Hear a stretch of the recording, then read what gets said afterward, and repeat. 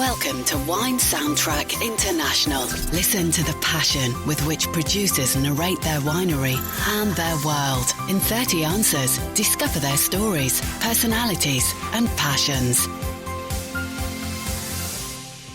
Hello, friends and listeners of Wine Soundtrack. This is Alison Levine, and today I'm with Yolanda Diaz from Bodegasan Alejandro out of Spain in Calatayud. Did I say that properly? Very close. Why don't you tell us where Calatayud is and tell us a little bit about the winery and where you're located. Okay. We're in the production area that is called Calatayud, and it's in the northeast of Spain. So let's say, to make it simple, that is between Madrid and Barcelona, close to the Pyrenees. Okay. And tell me a little bit about the story of Bodegasan Alejandro. Okay, so Bodegasan Alejandro is a cooperative. It's a group of 150 families, growers, that own the land, producing grapes, mainly of the variety Garnacha. And it was founded more than 50 years ago in 1962. Wow. And so you're 150 growers, so you're working with the fruit that they're all producing. How many acres are you working with? In total, we have 2,500 acres. So that means that we are 1/3 of the entire production appellation, Calatayud. Wow. So Cooperative is the majority of the region. Yeah. And you said it's mostly Garnacha. And then where are the wines available? We export 85% of our production, so we can find our wines in more than 40 different countries. Wow. So for you, you grew up in the area. What is one of your first memories relevant to wine? When do you first remember being introduced to wine? Okay. To be honest, I just in the wine business by coincidence, and none of my family was working really in the business. So the first time I have memories or something to see with the wine, it's when I joined the company, and the first time was visiting the vineyards. It's something that you can never forget because the landscape is very unique. So that will be my first memory, just touching the grapes and taste them in the vineyards. And so then once you had visited a winery and as you started tasting wine, is there one particular wine you remember tasting that really just kind of changed your perspective or view on wine, that opened up your eyes to the possibilities? Yeah. To be honest, it was really the Grenache variety, because even being from the area, I didn't really have the knowledge about it.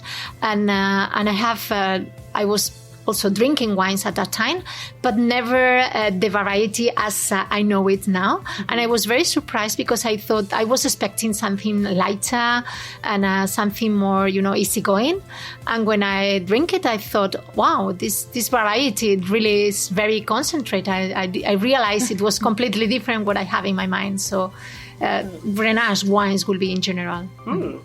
And so you've had the opportunity to travel around, and I know we were talking, and you've lived in the United States and in France and other places. What do you have a favorite wine from around the world? What's one of the best wines you tasted outside of Spain? Okay, it's difficult because Spain is a big producer country, and normally in Spain it's difficult to find wines from other countries. Of course, we have them, but we really like to promote the wines from the area. But as you say, I travel a lot. I travel to different countries, and to be honest, what I really enjoy is wines from France, from Châteauneuf-du-Pape, because they're very close to what we are doing, and it's something that we follow closely. So that would be one of my favorite ones. So if you're drinking a lot of wines, mostly from Spain, if we were to come to your home and see your cellar, I'm not asking how large it is. Maybe it's just a few wines, but what would we find in your cellar? Would it be mostly local wines or wines from throughout Spain or even from other countries? Will be mostly red wines, I will say, because I'm a red drinker, but you can find wines from all over the world. Fortunately, we have a lot of friends all over, and it's very common that we, give for presents wine, so it's very easy for us to get wines from all over, and it's very exciting to taste them. So a little bit of everywhere. Anything particularly special that you're holding on to in there? Again, it's a French wine, and it's not because I'm a lover of French wines, but a very close friend of mine give me as a present a bottle that is from my age of born. So that's why I keep it. I never tasted it. It's a Sauterne, but I never tried it. Not yet. But you have plenty of time. It's a Sauterne. I don't know. So tell me, do you think there's a such thing as a perfect variety? Okay, I think that all the varieties are going to have something to deal with. Nothing is easy, and depending on the terroir you're having, I'm sure you find different troubles with problems with one or the other.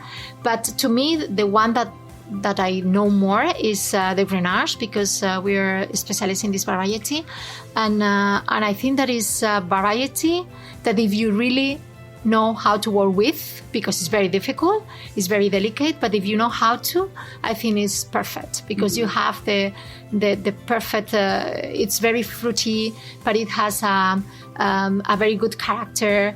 It's very affordable. You can pair it with all kind of food. It's not sweet, but it has this sweetness that make it very, very commercial, very affordable. So to me, I would say it's the perfect variety. And when it comes to food and wine pairing, obviously Grenache, you have different styles, and you can have a Reserva, and you can have one that's a little lighter and fruitier in style. But looking at all the different wines that we drink, how do you approach food and wine pairing? Do you think there are rules that you have to follow, or do you look for something different?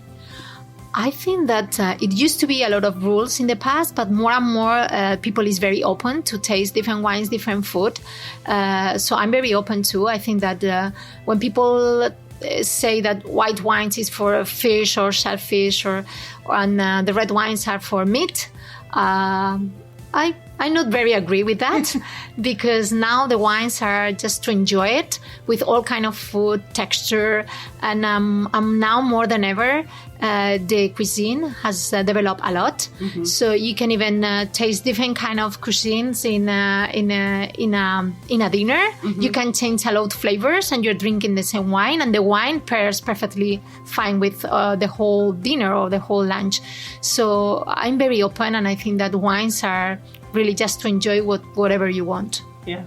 So just experiment and have fun. So then, obviously there's a lot of wines in the market and a lot of competition, and people might not always know what wine to drink with what. But, we look at wine critics and scores as a guide sometimes. What do you think of wine critics and scores? What's your opinion? Wow, I really need to answer that because it's very tricky. I mean, I will say I respect them a lot, and in one hand, they are doing a very good job for the wineries and for the wines, because at the end, they're talking about wines and about culture, and we really know people get to know more about the wines for them to enjoy it. But sometimes it's difficult because we make wines as the way we are, and always respecting the roots, and we cannot follow fashion, and sometimes the fashion is difficult to follow, and so your scores are not so good anymore. But I mean, it's good to have them because they make a role of talking about the culture of the wine, and that's very important. So for you as a wine drinker, red, white, or rosé? Red, definitely. Still or sparkling? Still. Very easy. Very easy. So I want to know, as a Spaniard, because I ask this of everyone, do you have any tricks for hangovers when you drink too much wine? I try to not drink too much, because we taste a lot, but we taste. Yes. We don't drink. And to be honest, I never was so drunk to... No. I don't have any trick because I never have the problem. So the trick is don't get drunk. Yeah, that's it. So for somebody who's never had the opportunity to taste your wines, and I had the privilege to taste Las Rocas, which are available in the United States. For someone who hasn't tasted your wines, what do you think they're missing out on? What they're missing? I think they're missing the opportunity to taste a wine that is... very fruity. It's coming from a very high altitude area, so it makes it very special because at that altitude we have also a big contrast in temperature, so it gives us a very nice acidity. This acidity helps us to pair the wine very easily, and the wine stay alive longer. So what I think they're missing is a wine that is easy drinking, but at the same time with a very nice structure, easy to pair and enjoy. And if you really like the red fruit and the black fruit and the pepper and liquorice and the minerality in the wines, you should try it. So if space aliens were to land on your property, which of your wines would you want to introduce your winery to them with? Which wine will I introduce? Just one wine. Just one wine. So I will be introducing Las Rocas, all vines, which is a vine made of 100% Grenache because it's our queen variety in the area in Calatayud, made with grapes coming from vineyards between 80 to 100 years old. So very, very old vineyards with very low production. 1 year in oak, in American and French oak. So it's a wine that is fresh and fruity at the same time. Of course, you feel the oak, but it's a very complex and intense Garnacha wine. Mm-hmm. Now, I know that you are the general manager of the Cooperative and you have your hands in many different aspects of it, but you've also studied winemaking. Do you spend a lot of time in the vineyards? Yes, I try to as much as I can because the wine is made with grapes, so we don't have to forget that. And sometimes you are involved in so many things that you forget that the most important thing is the vineyards. So I try to spend as much time as I can, for sure. Yeah.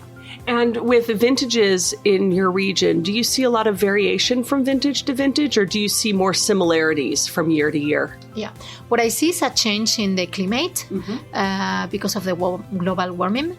But to be honest, it's not so difficult for us to get a consistency in quality because when you are talking in an area about an area which is very low in production, when the vineyards are having such a low production, there is not such a big difference or variation in volumes or in qualities and so on because the vineyards are so old that normally are very stable.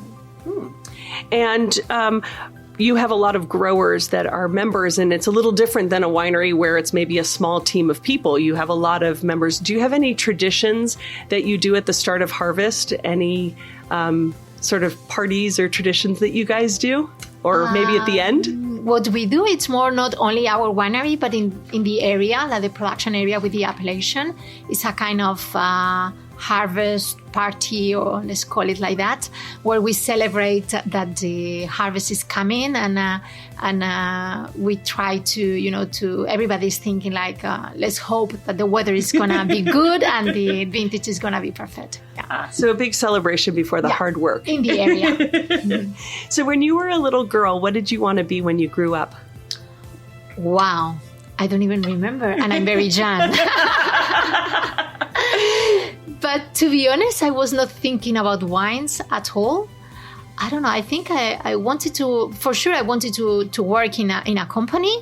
That's why I studied business, and I wanted to travel the world. So in a way, I'm doing what I was dreaming about. Right. So tell us how you ended up in wine. If you studied business and your family is in business, I mean, obviously you grew up in a region where vineyards were part of your daily life, but how did you end up following the path you did follow? Because I live in a very small village. We are only 20,000 inhabitants, so almost everybody get to know each other. So I was studying in an international school, university.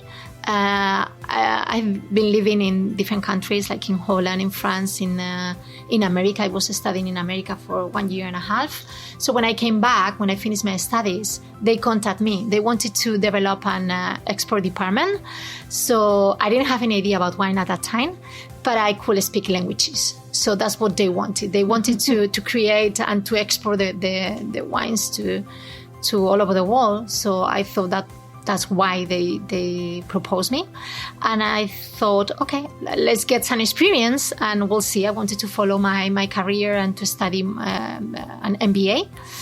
But I really like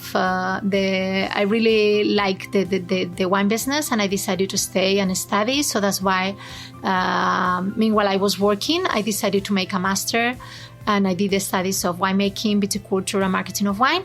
And some years later, I decided to make also the winemaking studies for 2 years, because I wanted to get to know more. When you like something, you really want to know more, and that's what I did. So wow. So when you're not working, how do you spend your free time? It's difficult when you have two small girls at home. I have 2-year-old and 5-year-old daughters, so I don't have a lot of free time.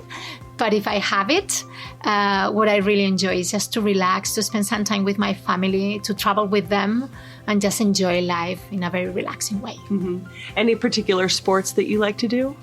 I don't do any sport, fine. That's okay. But running after my kids. That's what I do. Any particular music groups that you're a fan of, or movies?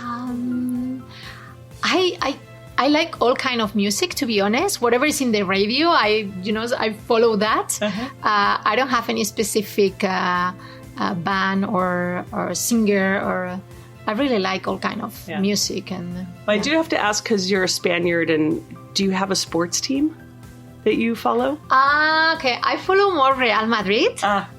Yeah, I prefer Real Madrid, but yeah. And so when Real Madrid wins, because I know that they have won, they're a good team. They're a very good team. Yeah. If they were to win the championship this year, which of your wines would you want to gift them to celebrate with? The same that I was talking about before, that it could be Las Rocas Old Vines.